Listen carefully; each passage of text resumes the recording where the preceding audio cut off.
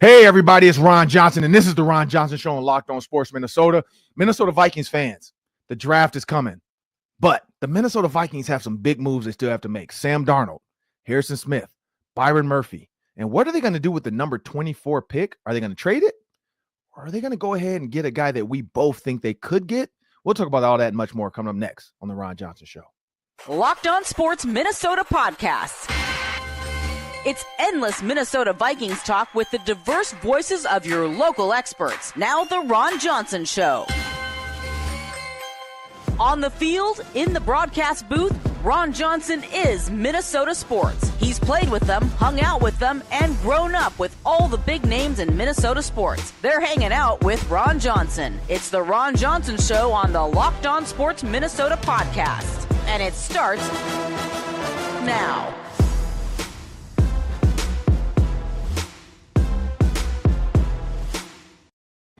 Hey, everybody, it's Ron Johnson, and it's a gloomy Tuesday, but not gloomy in Minnesota. Why? Sam Darnold's future with the Vikings is not over. J.J. McCarthy, is he the next quarterback? The Minnesota Vikings have to make a decision at some point. We know that's coming.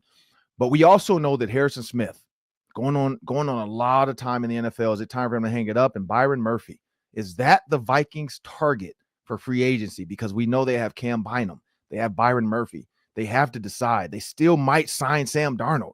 We'll talk about all that coming up at the show. We also got the Daily 3, and the Combine happened. We were supposed to have Jordan Reed. We're going to get him next week, hopefully. But we're going to talk about the Combine because there are some names that are linked to the Vikings now.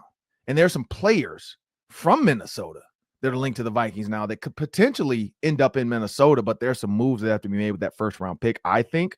But I want everybody to know today's episode is brought to you by FanDuel. Right now, new customers get $150 in bonus bets if your first $5 bet wins. And how does that work, people? Just go on the app, go to FanDuel.com, or go on the app on your phone. Really simple. I do it all the time. Place a $5 bet on whatever. Lakers to beat the Mavs. Why? Kyrie Irving just got hurt. Luka is in LA. I don't think that the Mavs have a chance to beat the Lakers anymore, and the Lakers are a really good team. But put $5 on the Lakers to beat the Mavs. That wins, you get $150 in bonus bets. You can use those bonus bets to continue to make bets. I did that a couple years, 2 years ago, I think, and I'm still benefiting from the bonus bet because I'm still able to make bets of money that's not mine. So make sure you guys do that, and then you can cash out the money you win. But before we jump into the show, we're about to jump into the show. And as I bring my producer to the show, my co-host, Sam Ekstrom. Sam, at this time, people assume that Sam Darnold would be tagged or flat out cut or just let go. Like, go, not cut, sorry. Just go see the world. Go see who wants you. I'm pretty sure through the combine talks, through the workouts and all the stuff, agent meetings, people were trying to figure out who wants Sam Darnold. And we know there's some teams out there because it feels like teams are making moves right now, like Deebo Samuel to the Commanders. I didn't see that would come. And for a fifth-round pick, Sam, so think about that. Deebo Samuel at one point would have like 2 first-round picks, A.J. Brown type trade. Now his value is a 5th-round pick. Does that change then the mindset of saying, is Sam Darnold worth a first? Or is he like a 5th or 4th, or 3rd? Because it's like, look, I'm not desperate for Sam Darnold. I know you don't want to pay maybe Sam Darnold what he wants.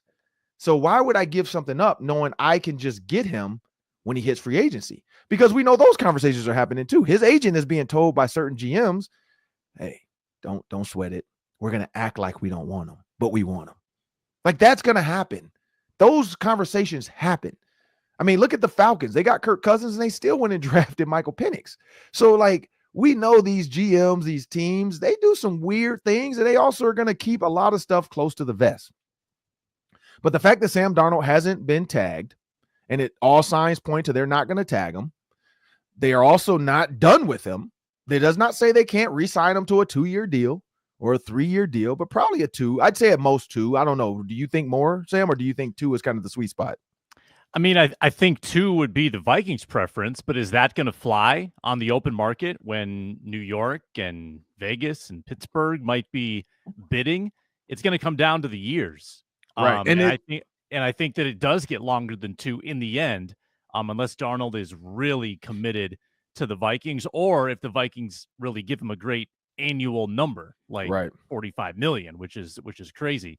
So I'm guessing longer than 2. What do you think? I'm thinking 2, and here's why I think 2. The teams you named, Vegas, Giants, we know they're quarterback hungry. They're also trash right now. So do you want to go somewhere? And Daniel Jones is probably telling, like, bro, don't go. Don't do it. The Giants, it's bad, man. It's just like the Jets, but with blue. like, why would you go somewhere that could potentially end your – I mean, so you almost had it ended with the Jets. The Vikings have gave you a resurgence. Now, again, if somebody says 5 years, yeah, you take that because that's a guarantee 5 years. Whether you're good or not, you got 5 more years in this league, and that's more than a lot of players get anyway. But if you got teams giving you a similar number to the Vikings, not a fully guaranteed contract, they're like, look, we'll guarantee 2 years of this, and then after that, like, we'll see what you do.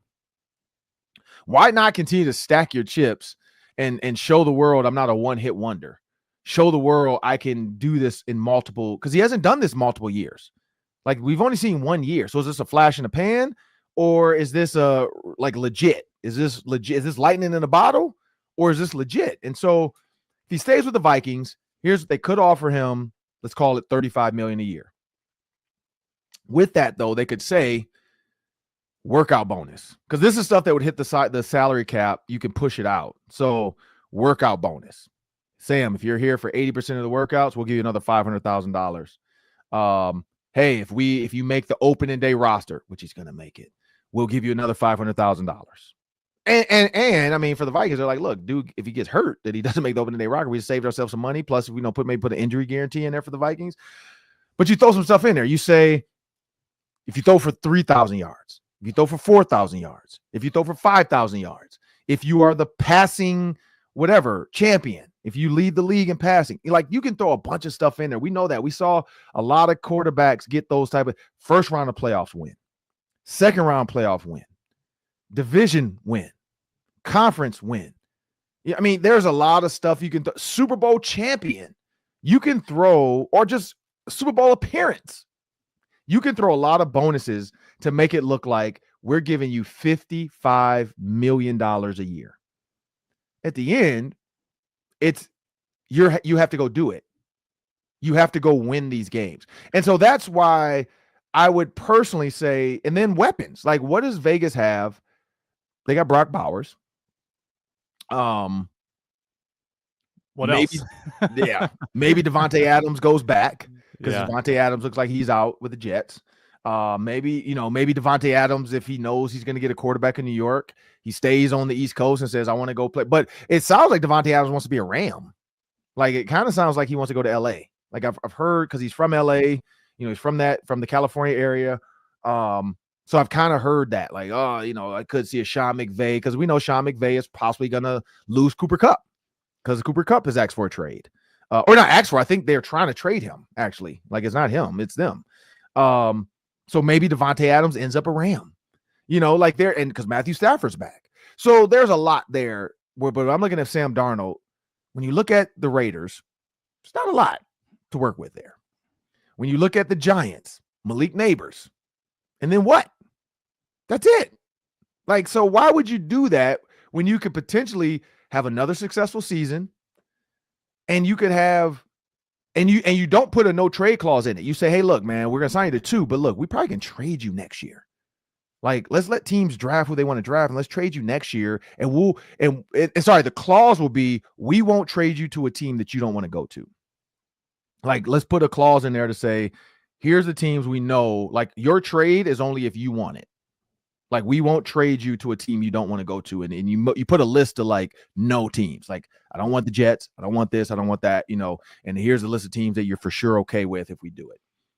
But you look at Sam Darnold and the way that could be structured, that's why it's intriguing to me, is because you have Justin Jefferson. You have potentially a new running back in Caleb Williams. You got offensive line. You got a Christian Darrisaw. He'll be fully back. You got Brian O'Neill. You potentially might draft a guard for you. You might pick up a guard in free agency, because we know there's some guards out there on the free agent market now that, as the league year begins, you're going to start to see a lot more people hit the market and a lot more, assets. You got a center that is there. You got at least one guard that you can lean on. You got Jordan Addison, TJ Hawkinson. Like, you got weapons. Jalen Naylor. You're probably gonna pick up a receiver in free agency in DeMarcus Robinson. Like, and then defensively, you have a defense that gets after the darn ball. Like, you never have to worry about a defense that's gonna make you be on the field for too long. Like, you have one of the most turnover happy defenses in the NFL. And the puzzle pieces that get after the quarterback are coming back. They might draft a big time nose guard to go with this 3-4 defense, a true nose, a true guy that is like Jerry Ball, Refrigerator Perry type. Like, you have these opportunities. So that's the only thing I think of. But Sam, if you're Sam Darnold and you get a 2-year offer from the Vikings and you get a 4-year offer from the Raiders, what do you do? I actually think that as long as JJ McCarthy is in this building, it's going to be hard for Sam Darnold to feel the ultimate security in Minnesota. And that's why I think the Vikings would lose the so-called tiebreaker in Sam Darnold's head, because he wants to be the guy. And part of the reason it worked so well last year, Ron, is actually because JJ McCarthy was hurt, because there was nobody looking over Sam Darnold's shoulder. You think fans wouldn't have been clamoring for JJ McCarthy when Darnold was throwing all those picks in Jacksonville? They had the 2-game losing streak shortly before that. McCarthy would have been breathing down Darnold's neck, but because he was hurt, he wasn't. As long as McCarthy's in this building, I think it's going to be difficult for Darnold to feel security in Minnesota. So that's why I think he would take the longer, better deal for a worse franchise because of the security that provides him. And Ron, look around the league. We've seen quarterbacks sign big deals, and then the second the teams get a rookie they like, they tear it up, right? Look at the Kirk Cousins deal. How'd that work out for Kirk? Because the Falcons had the next guy in the building. And I think that Darnold's going to want to be not so threatened in his next home. That's my take. Yeah, and you know what? That is part of it. Like, who's waiting for you in the wings? Who's backing you up? That always is a question. And again, I see your point too, because if Sam Darnold is here, and let's call it what's a bad game? The Rams game, I guess we could say, was a bad game. The Lions game. If that Lions game happens week 3, week 4, is that a problem? Like, are fans booing at home already? Like, because I feel like the schedule is going to be similar. It's going to be Lions at home, not too early, but like mid-season, and then Lions on the road at the end of the season. I feel like the NFL wants that again, because that was the best way for them to end the season. NFC North up for grabs. The 2 teams that could potentially be the number 1 seed in the NFC playing, on that night. I think that's what the NFL wants. I think they were excited about that. I will say this offseason of JJ McCarthy versus Sam Darnold is going to dictate that too, though. I think Sam Darnold back, you get that type of schedule. I think JJ McCarthy quarterback, I don't know if they're going to bank on that again. I think they would kind of say, I don't know if that's the chance we'll get that. But I do know they want to put it close enough where they could flex it. Like, I know they want to put it somewhere they're like, hey, if we need to flex some of these games with a rookie JJ McCarthy on a 14-win team, second-year guy, but redshirt freshman. Let's be real. He's a redshirt freshman. Yeah. So he's still a rookie in my mind. Redshirt rookie. We'll call it that. New word. Redshirt rookie. So his redshirt rookie season, 14-win team. We want to be able to flex this. We want a chance to flex this for him versus Jared Goff. I think that's the key to this. Like, the schedule is going to dictate, especially, who the Vikings draft, who they pick up, that's going to matter. Like, if you get a bunch of players from the Rams, all of a sudden, again, do they want to make sure the Rams, if there's a potential Rams-Vikings matchup in the playoffs or something, like, they want to make sure, like, all of that's going to matter. I think all of that's going to matter in how they handle this scheduling. But if I'm looking at Sam Darnold and JJ McCarthy, I think that's the key, is like, if Sam Darnold has a bad game, and you're right, the hook is there to get yanked. Hey, let's get the rookie in there and see what he can do, because Sam Darnold doesn't have it tonight. He's not seeing the field. He's not running. That I could see that. And that's the same thing with Kirk Cousins. I think Kirk Cousins always had that in the back of his mind with the Falcons. Like Michael Penix at any point could come get me. And Michael Penix said he was in Costco when he got the call. He was shopping at Costco, and the Falcons called him to let him know. And and I'm glad to see, like, I'm not the only one that gets nervous when you see NFL teams like caller ID pop up, because whenever I see the Vikings caller ID, I'm always nervous because you don't know what the heck happened. I'm like, oh, what happened? Did something happen big that I need to go over there and talk about it, or did I tweet something that I don't even know I tweeted? And they're calling me, say something on the Ron Johnson show to Sam? Oh, did I say something? Did I do something? Like, you just never know. You never know. Like I always joke with certain people within the organization that I trust and know, and I'm like, you never know. You never know when that call's coming. Like, even the text. I hate when people start the long text message off with, hey, so, like, don't do that. Don't do that. Just get it out. Because normally it's like, hey, what's your schedule like for this? Because we're going to shoot like a schedule thing, or we're going to do our draft pick show or whatever. Like, just let me know. Because I know the NFL draft show is coming up. We do it at US Bank. Oh, hopefully. We'll see. We don't know what's going to happen this year. But normally we do it at US Bank Stadium. I think last year we had a really good locked on clip of me in the stadium when they named Dallas Turner. The Dallas Turner pick was in the middle of my segment. So you had the streamers, you had the fans, you had the skull chant, you had, all that happened. And what we didn't know on the backside was Kwesi telling KOC, we got him. Like, who? Dallas Turner. And then the Kevin O'Connell famous face of, okay, really? All right. And hasn't panned out yet. But Dallas Turner, you could see the flashes of greatness. Like, you could see he's going to be really good when he gets a chance. Like Jared Verse got a chance all season. He didn't get a chance all season. Dallas Turner had to play behind two of the best outside linebackers in the league. And Pro Bowlers, both of them, in my opinion, are Pro Bowlers. That's the tough thing. When you're playing behind a Pro Bowler, how do I get you on the field?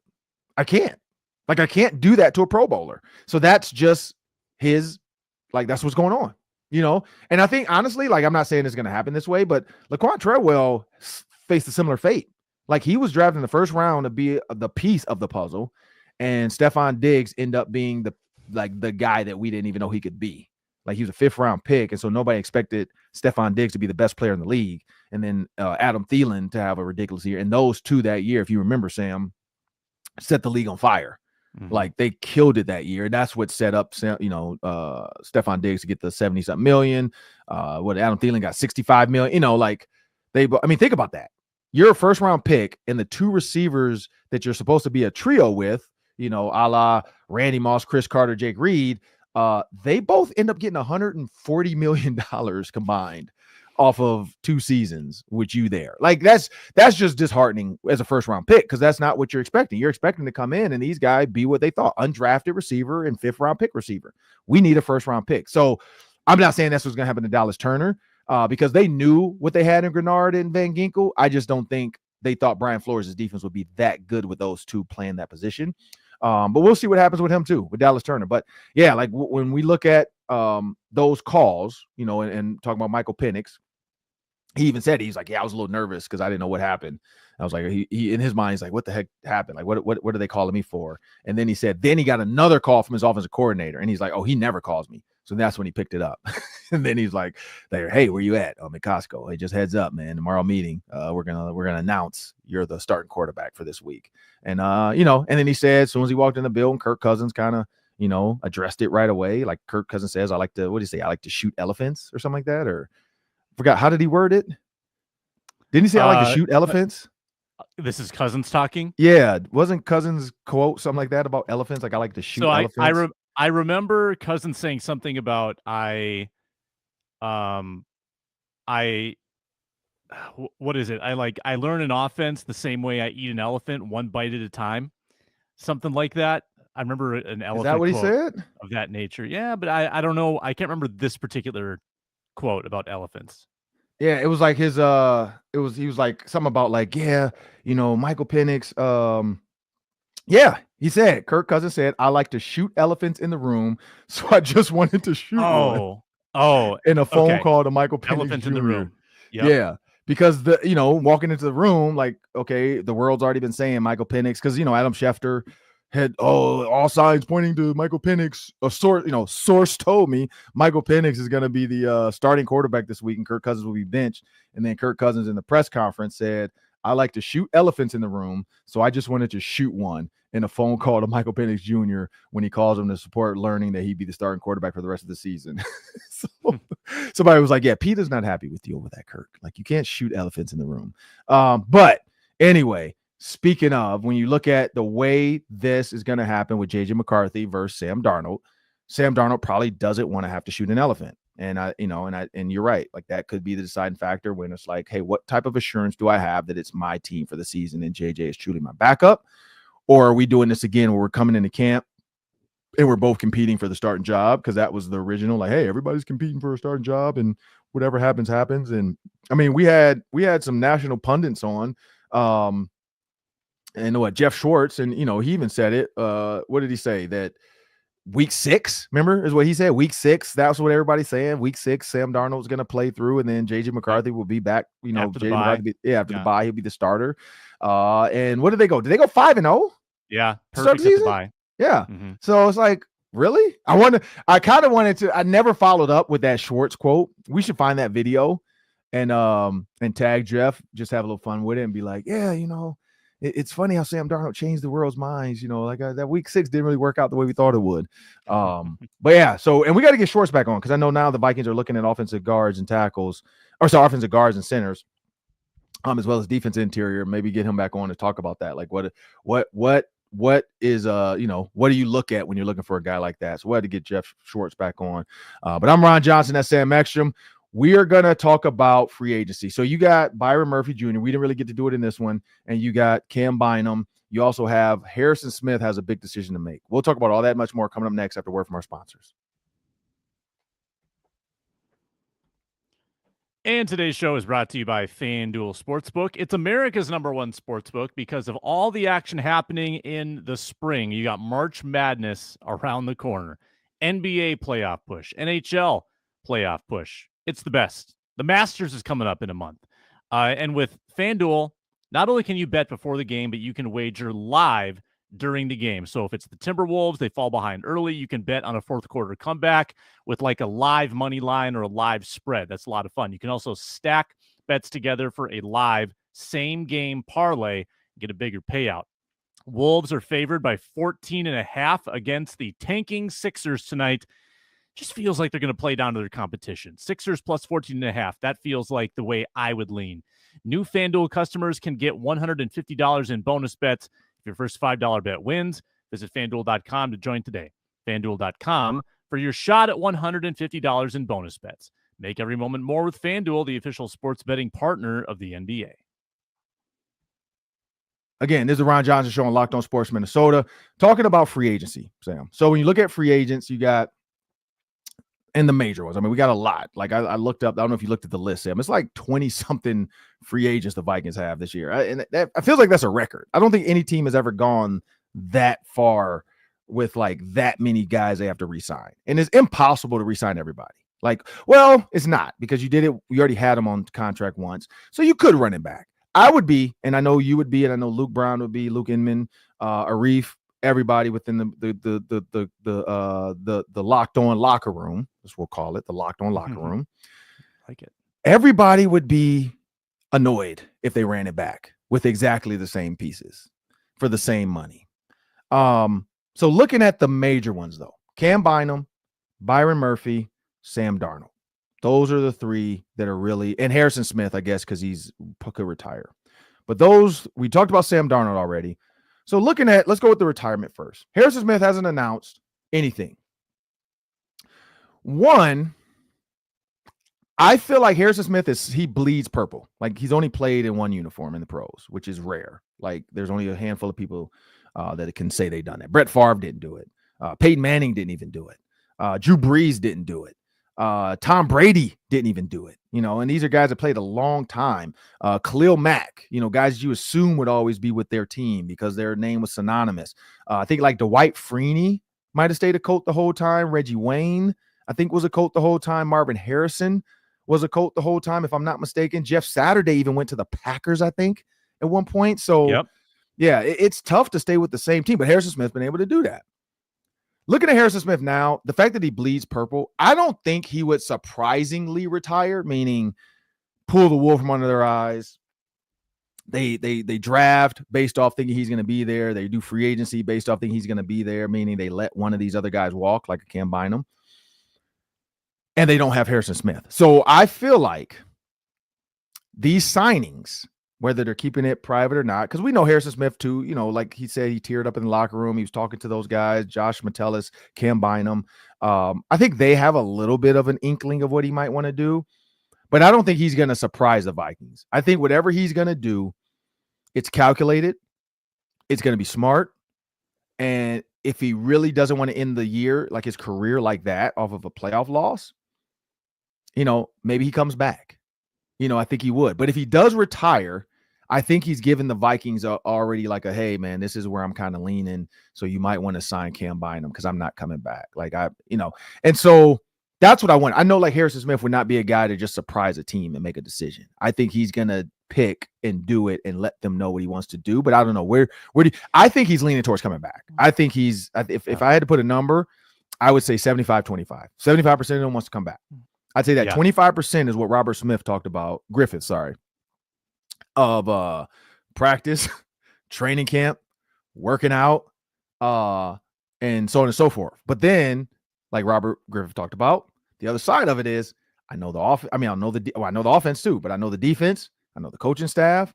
I don't have to do much. They're willing to let me rest when I need to rest, and I'm going to make a lot more money for one more year. Like I could make a couple $1 million for another year. I talked to Chad Greenway about this, and I might have to reach out to Chad because Chad talked about this. He said his life. Oh, you remember he was on our show.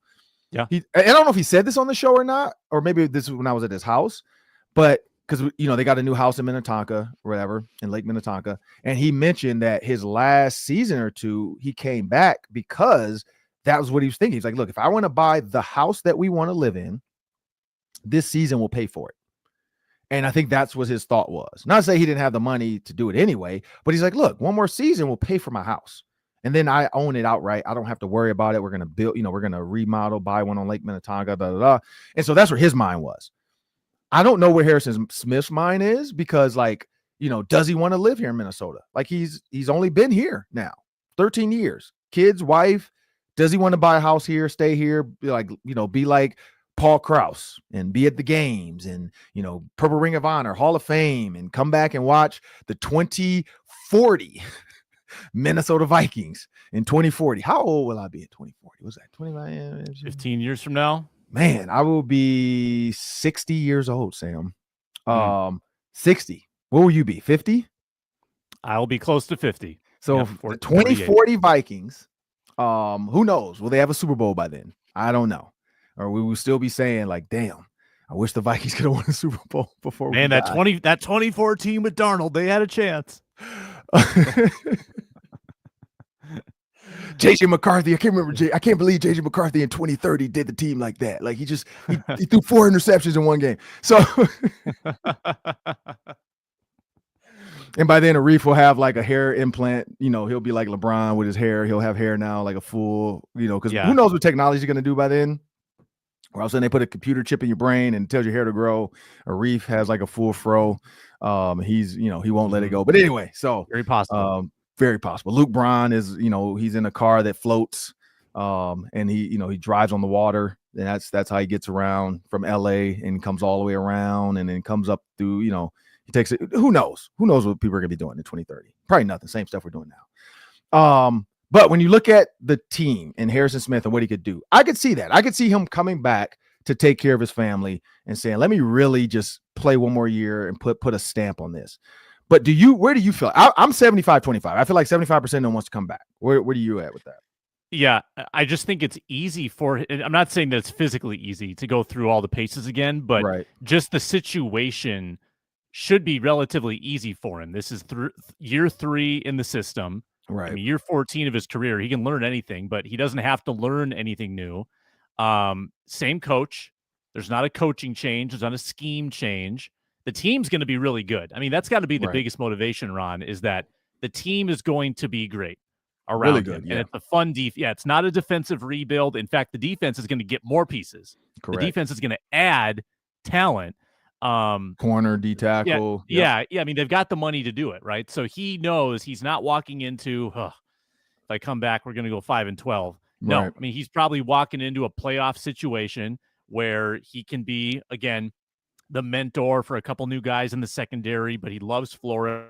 It makes a lot of sense for him to make this his swan song or his final run. And I don't think he's dropped off at all, Ron. I don't think that I would be surprised if he felt any drop off in his game, because I certainly haven't seen it. Yeah, and he's in a defense that doesn't ask them to play a lot of man. Like, they're not asking the safeties, like Cam Bynum covers every once in a while. Like, Harrison Smith will have to come play cover 2 corner every once in a while. He gets the blitz.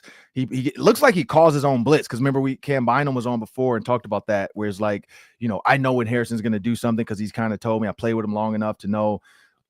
And this was like, we had him on here, like a year ago, I think, is when Cam Bynum came on our show. So think about how much they've grown in that year. But, even at that point, he was like, yeah, I figured out Harrison Smith likes to do this, this, and this. And I figured out that Harrison Smith likes to do this. And, I know when he's down in the hole, like, he's supposed to be in this, but he's going to go. So I got to cover his back. That's the type of relationship that you want to have. Like, you don't have to, like, it's one thing if he was getting cut and the Vikings didn't want him back. And then his decision is, like Robert Griffin was saying, like, do I go play for the Browns with Stefanski for a year? Which is funny. Like, Robert Griffin was a Brown and then was a Viking, so similar situation. Or a Viking and a Brown. I can't remember which direction, but similar situation. Like, do I go play for Stefanski? Do I go to the Cleveland Browns? Do I go play for Zimmer with the Cowboys? Because there are some coaches that would take him. Actually, is Zimmer still with the Cowboys or no? I thought he was contemplating retirement, just like Harrison. Okay. So maybe he hasn't decided. Maybe he's like, hey, I'll come back if you come here.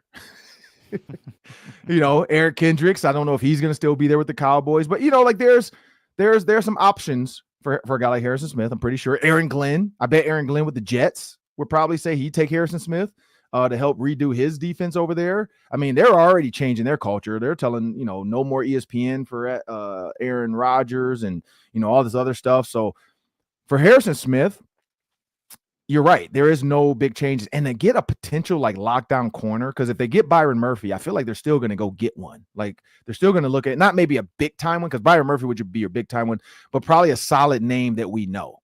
They were like, this is a guy, 25, 26 years old, maybe. You want a guy coming off of his first contract that maybe hasn't gotten the offers that he wanted due to injury. We've thrown some names out there, but a corner that is a name that we recognize that could come in and play on the other side of Byron Murphy, have a similar impact to Gilmore with a little bit more youth, speed, and athleticism to his game. It could easily fit, because when you're getting after the quarterback the way Grenard, Van Ginkel, Cashman, and Ivan Pace do, and you add a D tackle to that, your corners and safeties just need to be in position. They just can't get lost in the sauce, as the kids would say. They got to be in position. They can't just be covering grass. Coaches always say, don't cover grass. Find the guy, find a guy, find the concept. And that's where I think Harrison Smith could benefit. But when you think about the other thing we talked about, Byron Murphy, because we spend a lot of time on Harrison Smith, but the other two pieces of this are Cam Bynum, Byron Murphy. Looking at Byron Murphy, I really do feel like that's the guy they want. Like, when you look at how hard it is to find good corners, and you saw how good Byron Murphy, like he said, he had one of the best seasons of his career. I think Byron Murphy, all signs point to Byron Murphy being the guy they want to sign. Like, I think that is the guy they want to spend the money on. The question is, what does the market call for? Like, what is his market calling for? How much does he want without like killing the Vikings? Because I mean, think about like, who was the guy like Xavier Rhodes? You know what I mean? Like, a contract that never really panned out for the full money. When you think about what Xavier, like Rhodes closed, and he was a Pro Bowler and all this other stuff, you pay him and it's like, man, is he worth that right now? And so coming up with a contract to say, look, we know there's going to be a decline over the years of this contract.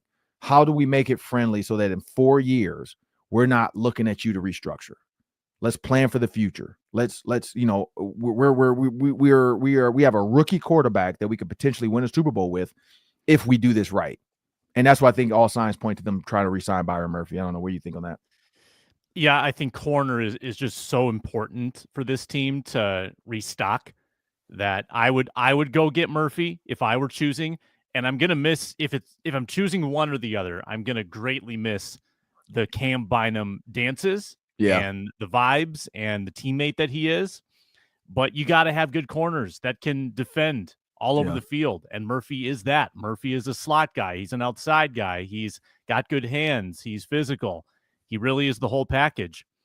So I think you have to bite the bullet and you got to give Murphy the money. And it's going to be a lot of money, Ron. But if you don't pay Murphy, you're going to have to pay someone else. And that someone else probably won't know scheme as well as Byron Murphy does. So that's why I think you need to pay him a premium and get him back in the building.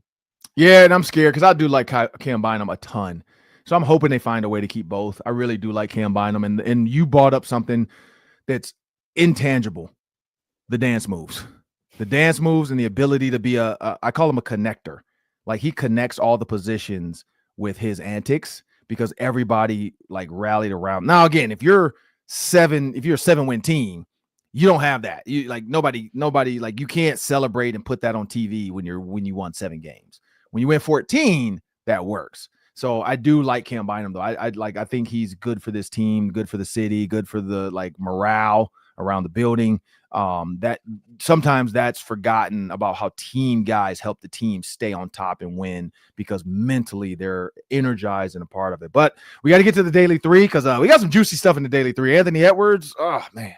We'll talk about that and much more coming up after a short pause and a word from our sponsors.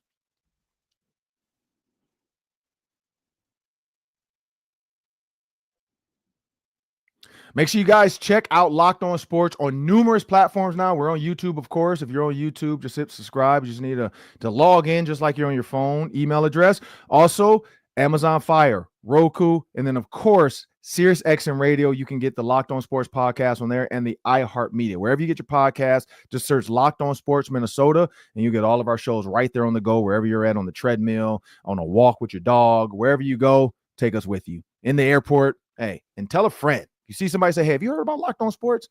They're doing some good things. So find out who you can tell about Locked On Sports. But again, I'm Ryan Johnson, Sam Ekstrom. We got the Daily 3 coming up. It's been about a minute each today. Sam, take it away.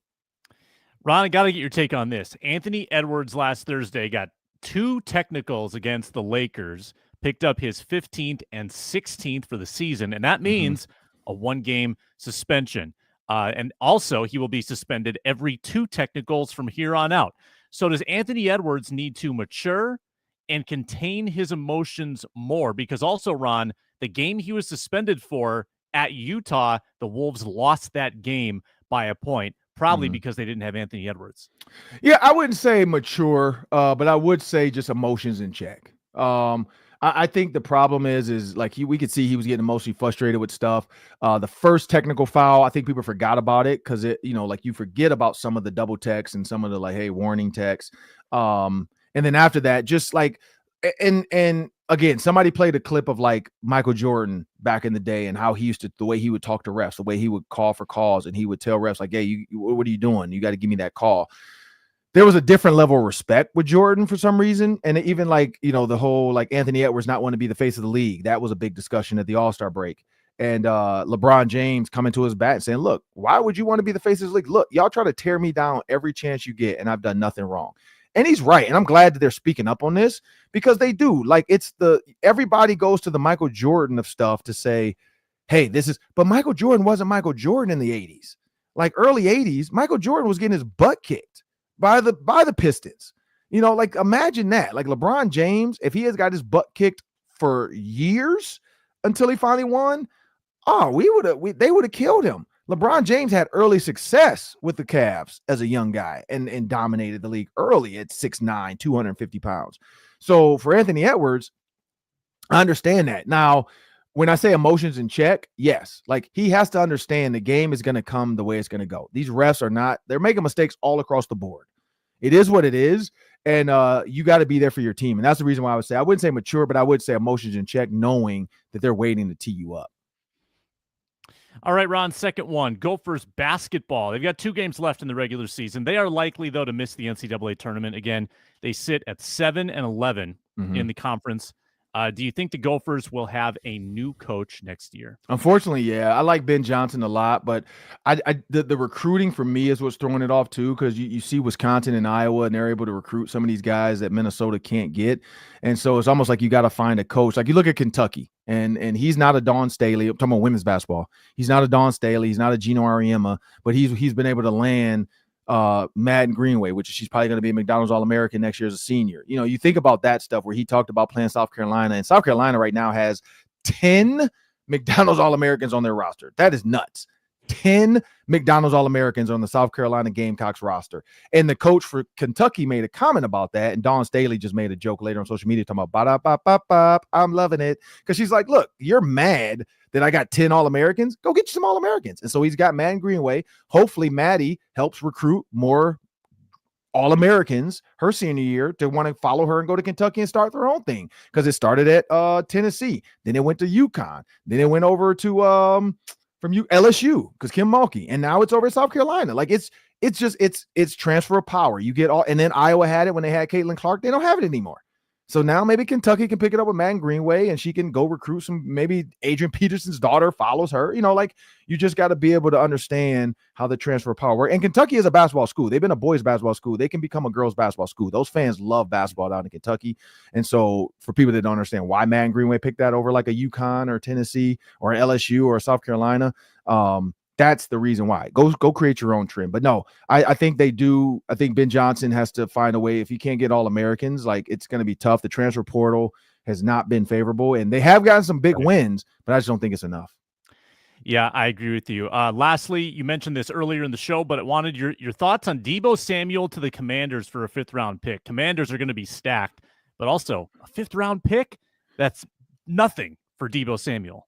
Yeah, the way Jaden Daniels can run, you can now run like a zone read type of scheme with Jaden Daniels and Deebo, knowing Deebo can take a pitch. Deebo can hand the ball off. Deebo can run the ball. Deebo can pass the ball. Jaden Daniels can run the ball. You can run wide screens with Deebo Samuels now. And so now you're having to cover the edges, you know, and you already had Terry McLaurin. So it's gonna, and they were already a playoff team and they beat the Lions. So the Commanders are making a stance to say, hey, we want to get there. We want to get to that Super Bowl.